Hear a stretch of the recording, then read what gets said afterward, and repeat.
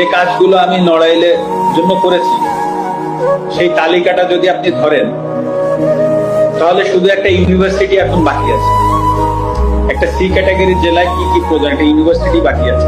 আমার বাবাকেও বলে দিয়েছি যে এটার কোনো বিচার বর্তমান সরকার বা যারাই আসুক বা যারাই থাকুক বা আসুক, হ্যাঁ, তাদের কাছে আমি এটা নিয়ে কোনো বিচার চাইব। কারণ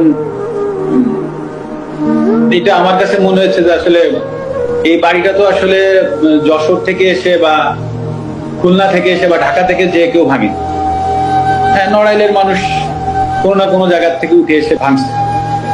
তো আসলে আমি নড়াইলের মানুষের বিরুদ্ধে আর বিচার চাইবো না। তো যেটা হয়ে গেছে তো ওটা আমি একসেপ্ট করে নিচ্ছি। হয়তো বা আমার কাছে আমি এভাবে একসেপ্ট করে নিচ্ছি হয়তো বা আমার কোনো ভুল ছিল, আমি কোনো ভুল করেছি, হয়তো বা তার জন্য ওনারা হয়তো বা এসে ওটা করেছে।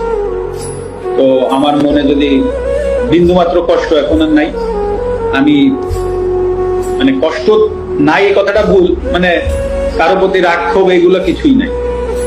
তো আমিও আশা করব নড়াইলবাসীর প্রতি যে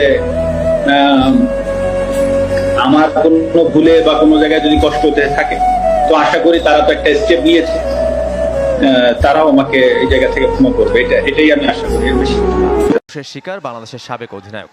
নড়াইলে তার বাড়িতে আগুন দিয়েছে দুর্বৃত্তকারীরা।